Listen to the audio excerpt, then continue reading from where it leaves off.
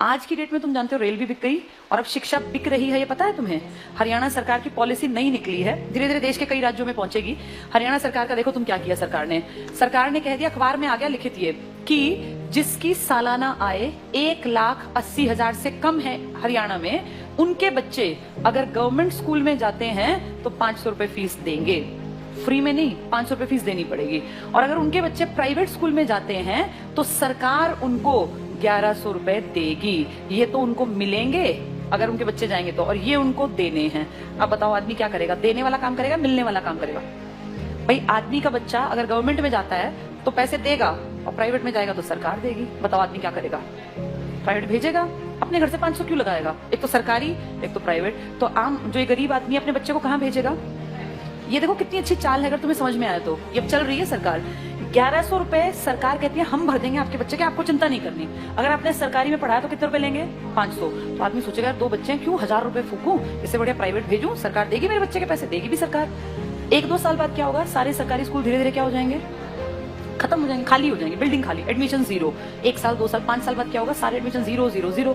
फिर सरकार दिखाएगी बजट में कि तुम घाटे का नुकसान का सौदा है, सरकारी स्कूल बंद पड़े हैं जी, बिना बात इन टीचर्स को हम इतनी सैलरी दे रहे हैं, चपड़ासी रखे हुए हैं, हेडमास्टर है, कोई बेल बजाने वाला है, बच्चा तो कोई आता नहीं। तो कहेंगे काम करो, इसको बेचो, इस प्रॉपर्टी को बेचना स्टार्ट करो। सरकारी प्रॉपर्टी है, हर गांव में सरकारी स्कूल है। आप सोचो कितने स्कूल होंगे भारत में। धीरे धीरे करके अगले आने वाले 5 से 7 साल का भारत ऐसा बता रही हूँ मैं, जो होगा देखना तुम्हारे सामने।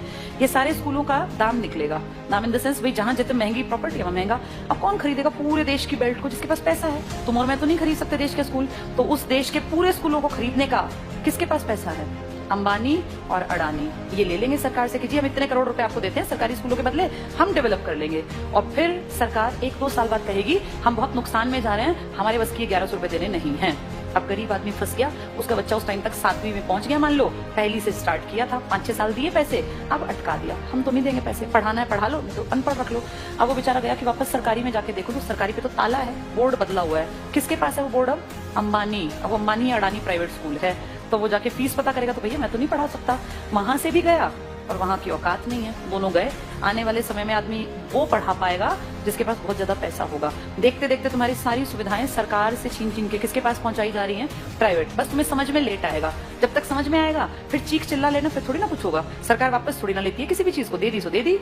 मैं तुम्हें अपना एग्जाम्पल देती हूँ। जब मैं जॉब में आई थी ना, उस टाइम पर हमारा पहला बैच था जिनकी पेंशन बंद की गई थी। मैं उसकी खुद, जैसे ही मान लो लाइव तुम्हारे सामने एग्जांपल हूं, जिनकी सबसे पहली पेंशन बंद हुई वो हमारा बैच था। हमें समझ नहीं आया कि सरकार ने क्या किया, क्योंकि उस टाइम हमारी उम्र थी 20-21 साल। 20-21 साल के बच्चे को थोड़ी ना पेंशन की कीमत पता है। लेकिन अब जब उम्र बढ़ रही है तो समझ में आ रहा है सरकार ने सब कुछ खत्म कर दिया बुढ़ापे का। तुम्हारे माँ बाप अगर किसी के गवर्नमेंट जॉब में थे और अगर वो रिटायर्ड हैं तो तुम्हें इसकी कीमत पता होगी। पता है इसकी कीमत क्या है? किसी के सामने आखिरी सांस तक हाथ नहीं फैलाना पड़ता। ये है पेंशन की कीमत। आपका बेटा निकम्मा निकले, नालायक निकले, बेटी आपके लिए कुछ ना करे, आपको चिंता ही नहीं।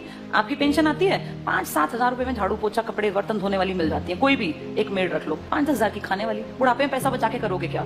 अगर तुम्हें सरकार से 35 हजार भी मिलते हैं तो तुम अपने ऊपर खर्च करो ना, क्यों किसी के सहारे बैठे रहना? और जिनके पास पैसे होते हैं ना, बुढ़ापे में वो प्यारे भी लगते हैं सबको। जिसके पास पैसा नहीं है ना, वो बोझ लगता है। फैक्ट है। तुम्हें अपना चश्मा बनवाना है, तुम्हें क्यों बेटा मेरा चश्मा, क्या जरूरत है बेटे की? तुम्हारे पास पैसे हैं, जाओ मार्केट, अपना घूमते फिरते जाओ, अपना टहलते हुए चश्मा बनवा लाओ। ये कीमत बुढ़ापे में जाके अकल आती है। हमारे बैच ने कुछ नहीं किया, मुझे भी समझ नहीं थी, अकल ही नहीं थी। लेकिन अब जब एज बढ़ रही है ना और हम देख रहे हैं दुनिया को, तब समझ में आ रहा है कि सबसे कीमती चीज इंसान के पास बुढ़ापे में पेंशन होती है। मेरे खुद के फादर पेंशनर हैं, तो हमें दिखता है कि पेंशन की जो वैल्यू है ना वो किसी चीज की नहीं है।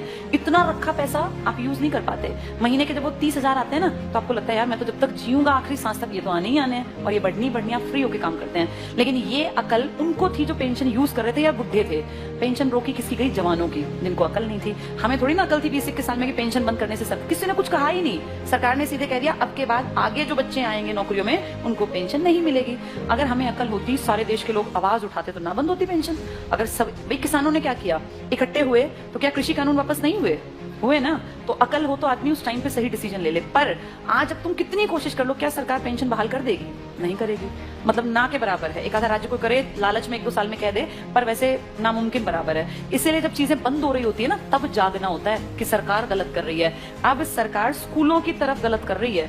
इसकी अकल 7-8 साल बाद की जनरेशन को आएगी, जब वो देखेंगे कि पढ़ाने के लिए ना तो सरकारी बचेंगे और प्राइवेट मुंह खोल के पैसे मांगेंगे।